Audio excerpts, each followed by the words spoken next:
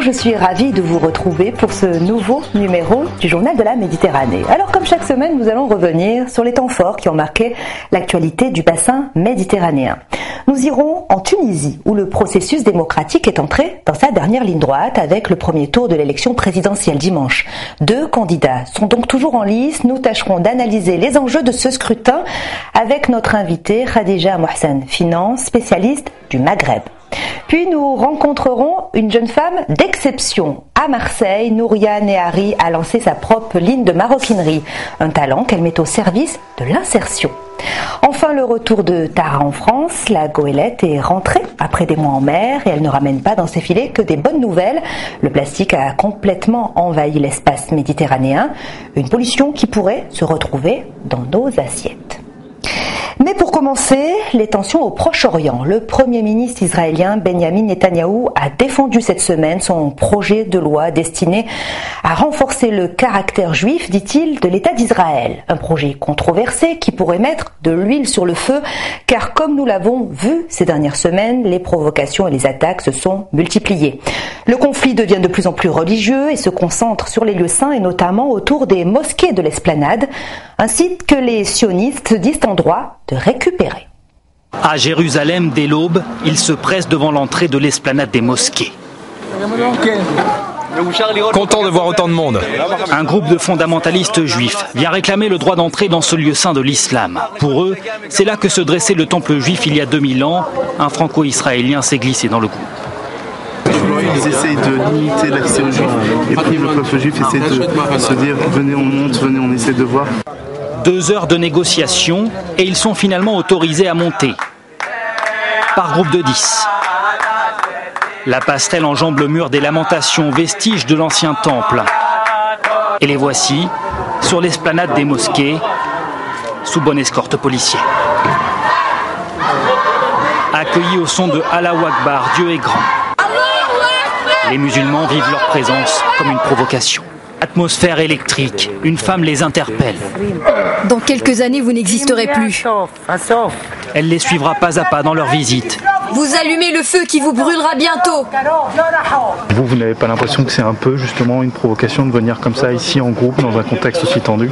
Nous on réclame seulement notre propre droit sur cet endroit-là. Maintenant Mais eux ont des droits aussi ici? Aussi bien sûr, mais pour le moment on pourrait partager un peu. Pour ne pas attiser les tensions, il leur est théoriquement interdit de prier. Mais les plus extrémistes vont transgresser cette règle. Hé, ne priez pas! Regardez, il prie! La police israélienne doit intervenir. Si tu refais ça une seule fois, je t'expulse de l'esplanade, t'as compris? Continue la visite et vous partez en paix. Cette fois, ils n'approcheront pas plus près, la tension est trop vive. Les policiers leur demandent de partir. Départ à reculons comme le veut la tradition, en chantant sur le seuil de l'esplanade. Les fondamentalistes juifs réclament donc désormais le droit de prier bien au-delà du mur des lamentations. Une reconquête, disent-ils, qui passe également par leur installation dans les quartiers jusqu'ici habités uniquement par la communauté musulmane. Ce franco-israélien a fait ce choix, quitte à prendre des risques chaque jour pour rentrer chez lui. C'est l'endroit, disons, le plus dangereux. C'est là où malheureusement arrivent tous les jets de pierre sur les voitures. Il vit en famille, derrière ce lourd portail. C'est filmé et gardé 24 heures sur 24. Barricadé dans cette maison achetée par des juifs au milieu d'un quartier majoritairement musulman, mais avec vue sur ce lieu saint. Voilà, avoir la vue sur le mont du Temple, ça vaut tout l'or du monde et tous les dangers. La famille avoue n'avoir aucune relation avec leurs voisins arabes. Ils obéissent, disent-ils, à la volonté de Dieu. Aujourd'hui, on est dans un processus divin de reconquête de notre terre après 2000 ans d'exil. Et ça demande malheureusement des risques, ça demande des sacrifices. Lui se dit persuadé qu'un temple juif remplacera un jour les lieux saints musulmans de la vieille ville. Vision minoritaire chez les juifs israéliens, mais à l'influence grandissante et qui met aujourd'hui en péril l'équilibre déjà fragile de Jérusalem. En Tunisie, près d'un mois après les élections législatives, la population est retournée une nouvelle fois aux urnes dimanche dernier. Cette fois-ci, pour élire son président, le chef du parti Nidé Tunis, Beji Caïd Sebsi, est arrivé en tête avec 39,46% des voix devant le président sortant Monsef Marzouki qui a obtenu 33,43% des suffrages. La bataille s'annonce rude entre ces deux figures de la vie politique. Alors avant d'aller plus loin dans l'analyse, je vous propose de faire le point avec Marion Gadea et Marie Perrin. Pour la toute première fois de leur histoire, les Tunisiens ont été appelés à choisir librement leur futur président. Au-delà du résultat, ce vote représente à lui seul un motif de satisfaction. On est en train de marcher vers la vraie démocratie. C'est bien. Lors du second tour, deux candidats s'affronteront. D'un côté, Beji Caïd Sebsi, 88 ans, chef du parti anti-islamiste, ancien ministre de Bourguiba et président du Parlement sous Ben Ali. Favorable à un retour à l'ordre, il fait campagne pour rétablir le prestige de l'État. Face à lui, Monsef Marzouki, président sortant qui avait été élu en 2011 à la faveur d'un accord avec les islamistes d'Ennahda. Il se pose pour sa part en défenseur de la révolution. Entre les deux hommes, l'animosité est vive, à l'image des débats entre leurs partisans, pro-Marzouki ou pro-Essebsi, chacun a choisi son camp. Maintenant, on veut revenir comme c'était avant. Ceux qui étaient au pouvoir pendant 3 ans n'ont rien fait. La discussion s'anime, difficile pour le partisan de Monsef Marzouki de trouver des arguments. Le peuple tunisien ne pense qu'avec son ventre. Regarde lui, il est très riche. Les jeunes, de leur côté, semblent en perte de confiance. Comme pour les élections législatives, ils se sont massivement abstenus. La moyenne d'âge des gens qui font de la politique, c'est entre 50 et 70 ans. La jeunesse se sent exclue de la politique. Mais moi, la vérité, je sais pas pourquoi j'ai voté. On me dit votez numéro 7. J'ai voté numéro 7. Non. Moi, je sais pourquoi. Je suis convaincu de mon vote. C'est mon avenir. L'avenir de la Tunisie, désormais suspendu au nom de son futur président, le deuxième tour des élections est prévu fin décembre. Alors pour mieux comprendre les enjeux de ce scrutin, Khadija Mohsen Finan, spécialiste du Maghreb et des questions méditerranéennes, est avec nous cette semaine. Khadija Mohsen Finan, bonjour. Bonjour. Vous êtes politologue, enseignante à Paris 1, vous êtes également chercheur à l'IRIS, l'Institut des Relations Internationales et Stratégiques. Si vous voulez bien, nous allons commencer cet entretien par un chiffre, celui de la participation, 62,9%. C'est un taux faible, plus faible que celui des législatives. Les Tunisiens ont boudé les urnes, notamment les jeunes. Selon vous, pourquoi ? Alors, ils ont boudé les urnes parce que d'abord, la présidentielle est moins importante que l'élection législative, puisque on change de régime et c'est un régime semi-parlementaire. Ils ont boudé les urnes aussi, et essentiellement les jeunes, parce que ils ne comprennent pas très bien l'évolution de cette transition et ils pensent qu'elle ne leur a rien apporté au niveau du chômage. Le chômage est resté très élevé et au niveau de leur vie de tous les jours, il leur semble que rien n'a changé véritablement. Alors justement, les deux candidats qui restent en lice s'adressent, je pense, essentiellement également aux jeunes, histoire de les ramener vers les urnes. Quels sont leurs atouts ? Alors, les atouts de Marzouki, c'est qu'il est proche du peuple, il est issu du peuple et du sud de la Tunisie, et d'un autre côté, il a beaucoup milité pour les droits de l'homme. Les atouts de Beji Caïd Sebsi, c'est son âge, ça pourrait paraître curieux, il a 88 ans, mais il rassure, il passe pour un homme qui connaît bien l'histoire politique de la Tunisie, et il semble qu'il veuille prolonger le projet moderniste de Bourguiba. Est-ce que l'on peut dire finalement que le processus démocratique en Tunisie est en marche 4 ans après la révolution, car on entend ici ou là que cela ne va pas assez vite? Alors, je pense que ce n'est pas une question de rythme. Le processus est certainement en marche. La dynamique est présente.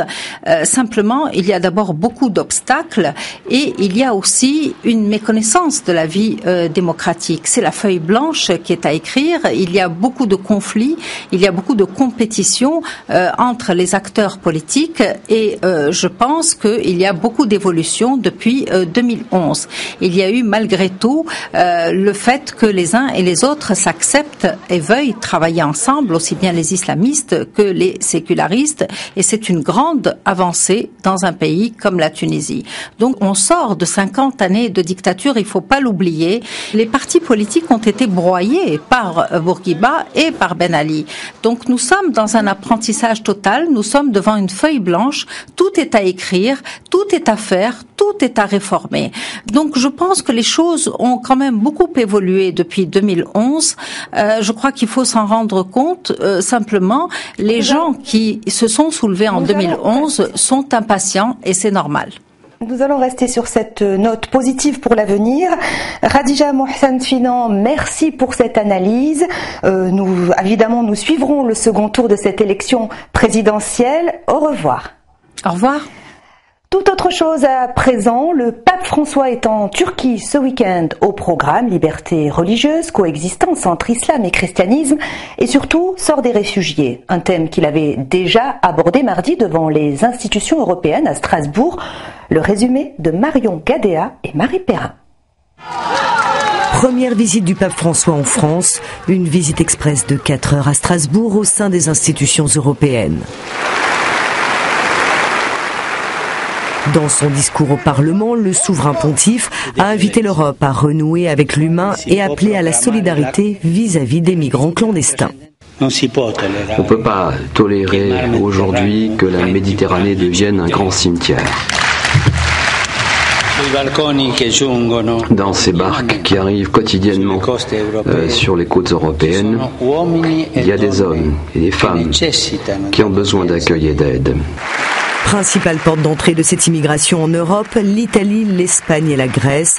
La Grèce, où le pire a été évité cette semaine. Un cargo en détresse avec à son bord près de 700 migrants clandestins a été secouru au large de la Crète. Comme le montre cette photo, ces réfugiés en provenance d'Irak, d'Afghanistan et de Syrie étaient entassés à l'intérieur du navire.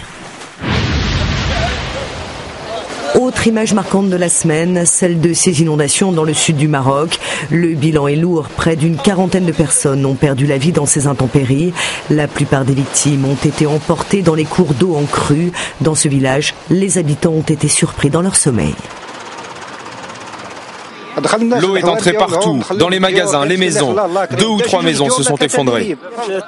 On a utilisé nos tracteurs pour sauver les gens. Il y avait plus d'1,5 mètre d'eau dans le village. Les intempéries et les crues ne sont pas rares au Maroc, mais l'intensité de ces précipitations a été qualifiée d'exceptionnelle. Et sachez que ce week-end, des intempéries exceptionnelles frappent également le sud de la France et ont déjà fait des victimes. C'est le 9e épisode Cévenol depuis début septembre. Une information au chapitre économique à présent et qui était très attendue. La SNCM a été placée en redressement judiciaire vendredi. Le tribunal de commerce de Marseille a prononcé la cessation de paiement. La compagnie maritime dispose désormais d'une période d'observation de 6 mois pour trouver un repreneur. Et on reste à Marseille où, dans un contexte économique morose, il y a parfois de bonnes nouvelles. Je vous propose de découvrir un parcours professionnel exemplaire, celui de Nouria Nehari. Elle a créé sa propre collection de maroquinerie, mais en plus, elle soutient des jeunes en réinsertion. Une femme ambitieuse et généreuse qui, vous allez le voir, ne manque pas de talent. Aujourd'hui, Nouria Nehari marche vers sa nouvelle vie. Nous sommes dans les quartiers nord de Marseille. C'est là qu'elle a grandi. Ça va ? Et c'est ici qu'elle va créer son entreprise, 100 mètres carrés, consacrée au métier du cuir. Sensiblement, c'est pas encore. C'est le rêve, hein. C'est le rêve. Il faut encore un peu d'imagination pour voir entre ces murs son futur atelier de maroquinerie, mais elle n'en manque pas. J'ai beaucoup d'émotions en fait. Vous arrivez à vous projeter ? Là, carrément, oui. Qu'est-ce que vous voyez ? Absolument. Je vois des machines et puis je vois surtout des personnes qui vont travailler. Hein. C'est ça en fait l'objectif. Hein. À Marseille, l'artisanat du cuir a disparu depuis des années. Pour le faire renaître, Nouria Nehari veut embaucher 10 salariés en insertion dans les prochains mois. Et elle a déjà créé un emploi, le sien. Créatrice, chef d'entreprise, elle tient seule cette petite boutique dans le centre de Marseille. Et ce cuir gaufré est devenu sa marque. Ici, en fait, je fais des recherches. C'est ici que je décide des matières que je vais habiller, que je vais combiner. C'est ce qu'on appelle les codes couleurs. Sinon, vous pouvez regarder la nouvelle collection. Artisan, commerçante, ce n'était pas le destin de Nouria Nehari. D'échec scolaire en petit boulot, elle a trouvé sa voie à 40 ans, le cuir. Elle a même été primée par le concours Lépine pour ce sac modulable. Donc, c'est ça l'idée. L'ancienne animatrice est à la recherche de forme et de sens. J'ai arrêté le social depuis des années et là j'ai enfin la possibilité de relier les deux, c'est-à-dire la fabrication et l'entreprise d'insertion. Et c'est dans les quartiers de son enfance qu'elle veut travailler. Ces arrondissements où le chômage touche 40% des jeunes, où le trafic de drogue ravage certains secteurs, mais où vit toujours la famille Nehari. 5 sœurs qui ont vu s'épanouir Nouria au caractère bien trempé face aux difficultés. Les quartiers populaires ne portent pas d'aide aux filles en général. C'est plutôt les garçons qu'on aide, et nous malheureusement, ou heureusement, on est issus d'une famille sans garçons. Je ne suis pas une exception. Il y a plein de gens qui se battent tous les jours. Il y a des mères de famille qui essayent d'élever leurs enfants. Il y a effectivement des quartiers où on ne peut plus rentrer, où ça a tellement été laissé à l'abandon qu'aujourd'hui c'est entre les mains des dealers, quoi. Et là, c'est là où il ne faut pas baisser les bras. Alors William, hop, ça finit ton travail. Allez, tu prends ton cuir et tu vas à ton poste de travail. Son goût du combat, Nouria Nehari a décidé de le transmettre. Avec autorité. Le gabarit, il est faux. Donc il faut le refaire. D'accord ? Elle enseigne depuis 5 ans à ces jeunes lycéens des quartiers populaires. La technique, bien sûr, mais surtout l'exigence.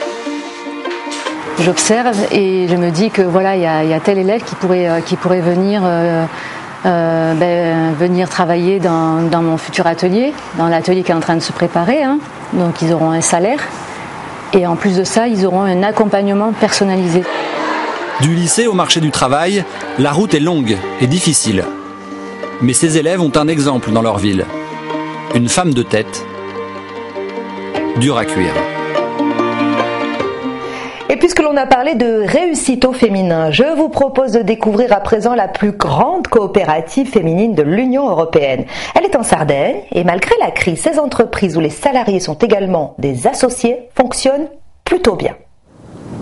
Dans une Sardaigne économiquement désolée, c'est un phénomène, l'une des plus grandes coopératives d'Europe. Un réseau d'épiceries, 11 000 salariés, toutes des femmes, qui sont surtout les 11 000 associés de l'entreprise. Et c'est la première clé du succès pour Rita Fanali, associée gérante. Pour travailler dans la coopérative, il faut être coopté par toutes les associées. Moi, j'y suis depuis 2007. C'est très motivant pour tous ceux qui y travaillent, pour toutes les associées. À l'origine, cette coopérative, c'était d'abord une affaire de basse-cour.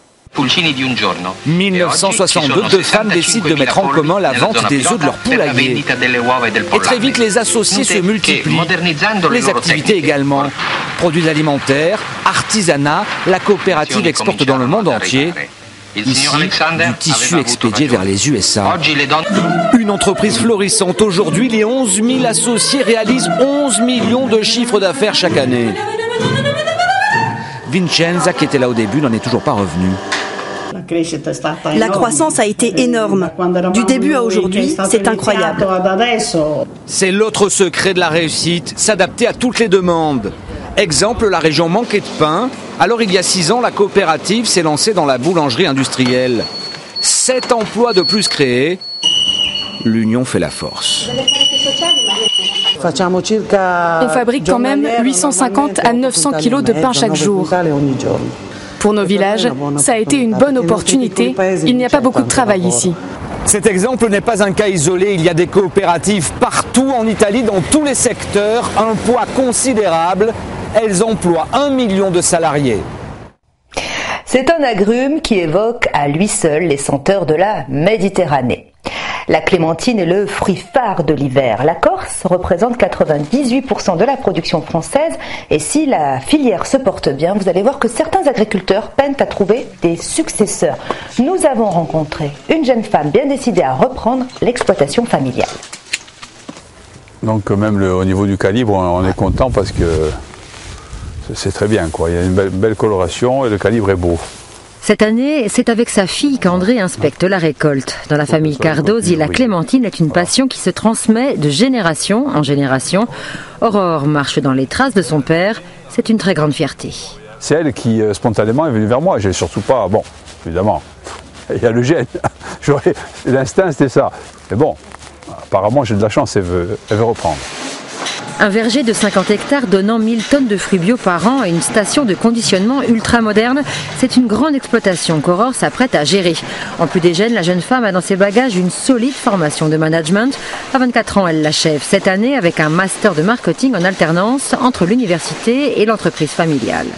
D'abord, j'ai voulu faire des stages un peu partout à l'international avant vraiment de me décider. Puis, je suis toujours revenue ici, à Linguizet, au sein des Clémentines. Donc, c'est vraiment ce que je voulais faire. Et surtout, c'est important pour moi de soutenir mon père. Après tout ce qu'il avait créé, de reprendre derrière lui, c'est vraiment un besoin pour moi.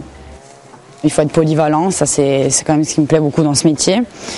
Et aussi le plaisir de voir grandir ses arbres et ses fruits et ensuite de les récolter pour les valoriser sur le marché. Et c'est vraiment ce qui me plaît.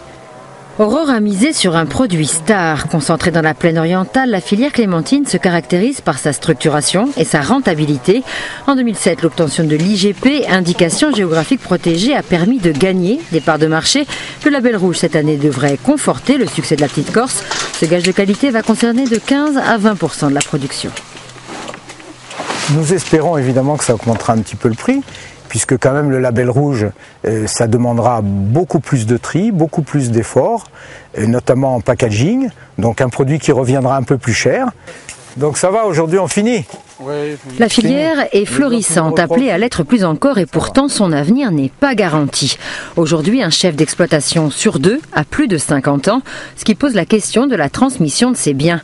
Jean-Paul Mancel, par exemple, a consacré sa vie à faire fructifier les hectares de vergers plantés par son père. À l'aube de la retraite, il ne sait pas ce qu'ils vont devenir. Je viens d'avoir 65 ans. Et je ne sais pas ce que je vais faire de mon exploitation parce que mes enfants ne veulent pas se lancer dans l'agriculture. Ils ont leur vie, ils ont leur boulot. Et je me pose la question de savoir comment je vais faire pour une reprise éventuelle de cette exploitation.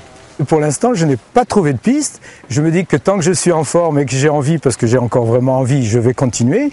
Mais ça n'empêche que justement, je voudrais mettre à profit ce temps qui me reste pour trouver une solution.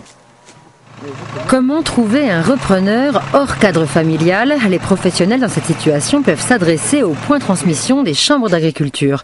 En Haute-Corse, Marie-Dominique Linal en reçoit une centaine chaque année. Le premier frein à la transmission, c'est le foncier, parce qu'il en manque, qu'il est morcelé, mais pas seulement.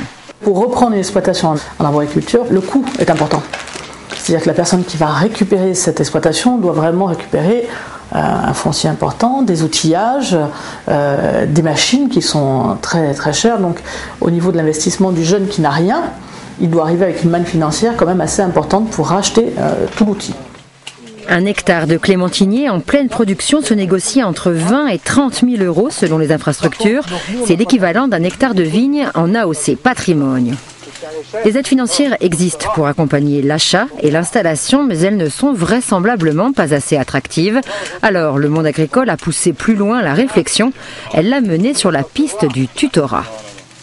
On n'a jamais imaginé cette succession. Pourquoi? Parce que ça n'allait pas bien. La filière n'allait pas bien. Elle ne va bien que depuis 4 ou 5 ans, depuis que, heureusement, nous avons fait l'IGP et que la Clémentine Corse a retrouvé son identité. Et aujourd'hui, ça paye. Alors, on a imaginé, avec l'ODARC, les chambres d'agriculture, les DRAF, les DTM, un peu toute l'administration, on a bien imaginé des solutions. Alors, la seule solution qui nous paraît la plus lucide, c'est le tutorat. Donc, c'est de prendre des jeunes sur les personnes qui n'aient pas de succession, qui n'ont pas d'acheteurs. L'idée à long terme, c'est de faire déboucher ce tutorat sur une vente aidée de l'exploitation aux jeunes ainsi formés. Les agrumiculteurs comptent sur la mise en place de ce dispositif dans le cadre du futur PDRC. Le programme de développement rural de la Corse doit entrer en vigueur en 2015. Et si on prenait des nouvelles de la mission Tara ? La goélette scientifique et son équipage sont de retour après avoir passé 7 mois en mer Méditerranée pour évaluer la pollution et mesurer son impact sur l'environnement. Et la pêche a été désastreuse, car vous allez le voir, le premier constat est édifiant, le plastique est partout, aucune zone n'est épargnée. Grâce à Tara, cette goélette d'exploration scientifique, C'est une pêche inédite que les chercheurs ont pu mener en Méditerranée. Pendant 7 mois, du détroit de Gibraltar au Liban, des côtes africaines au littoral varois, sur 15 000 km, ils ont traqué les déchets plastiques flottant à la surface et le premier constat est accablant. Moi je ne pensais pas qu'on trouverait du plastique à 350 reprises en Méditerranée, de l'est à l'ouest, du nord au sud, au large, près des côtes, enfin bref, il y en a tout le temps. De jour comme de nuit, grâce à ce filet spécial dont les mailles sont équivalentes à l'épaisseur de 3 cheveux, ils ont pu capturer plus de 2300 échantillons de plastique, certains invisibles à l'œil nu. Sous le microscope, une évidence. Ces microparticules ont été colonisées par du plancton, ici en vert. C'est la nourriture de beaucoup de poissons, la base de la chaîne alimentaire. Le gros souci, c'est que sur les plastiques, en fait, il y a des polluants en fait, qui vont être absorbés, c'est-à-dire qu'ils vont arriver à la surface du plastique, qui vont se coller à la surface du plastique. Et on ne sait pas forcément, effectivement, pour l'instant, l'impact que ça peut avoir sur la santé après humaine, en fait, quand nous, on va manger du poisson. Dans les mois qui viennent, les scientifiques vont pouvoir étudier une autre hypothèse, tout aussi inquiétante. À la dérive, pendant plusieurs années, ces microplastiques pourraient, tels des radeaux, véhiculer des bactéries et autres virus. Les microplastiques peuvent être vecteurs des bactéries pathogènes. Lesquelles, par exemple ? Le Vibrio cholera, par exemple. Selon les premières estimations, la Méditerranée pourrait abriter plus de 250 milliards de ces microparticules. Du plastique qui peut mettre jusqu'à 500 ans pour se dégrader. La seule solution, stopper ou au moins réduire les rejets dans les rivières et les mers de ces substances bien encombrantes. Le théâtre-musée Dali à Figueras fête ses 40 ans cette année, un écrin pour les œuvres du maître catalan qu'il a lui-même imaginé de son vivant. Pour marquer cet événement, l'une des toiles les plus emblématiques du peintre, La jeune fille à la fenêtre, y est exposée jusqu'au 31 décembre, l'occasion d'aller visiter ou revisiter ce musée. La femme à la fenêtre, probablement Anna Maria, la sœur de Dali. L'une des toiles les plus classiques et peut-être l'une des plus connues du maître du surréalisme. Une œuvre de jeunesse prêtée par le musée de la Reine Sofia de Madrid qui séduit ou intrigue les visiteurs. Je ne suis pas forcément experte en art, mais ce tableau-là, je l'aime bien. Une œuvre de Dali, on peut la voir très très souvent et à chaque fois découvrir autre chose. Et dans cette œuvre-là, c'est un peu l'intimité du peintre que l'on approche. C'est une œuvre qui attire nos visiteurs. C'est une référence à la sœur de l'artiste Anna Maria Dali. Un thème classique, une femme regardant par la fenêtre. Il y a ce paysage, cette vue sur Cadaqués que Dali a peint tout au long de sa vie. Depuis sa création il y a 40 ans, le musée mesure l'intérêt grandissant pour l'artiste catalan, un artiste devenu aujourd'hui populaire. Dali signifie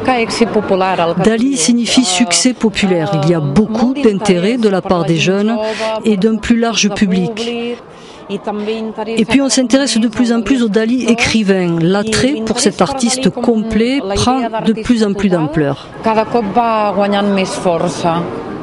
1 350 000 personnes ont visité en 2013 le musée Dali de Figueres. La fréquentation pourrait être plus importante encore cette année à l'occasion de son 40e anniversaire. Et sachez que vous pouvez voir ou revoir ces reportages sur les réseaux sociaux via notre page Journal de la Méditerranée. On se quitte sur le pont d'Avignon, enfin sur des images de l'édifice reconstitué en 3 dimensions. L'occasion de découvrir les 18 arches qui manquent aujourd'hui au fameux pont. Il aura fallu 4 années de travaux pour arriver à ce résultat. Au revoir, passez une très belle semaine.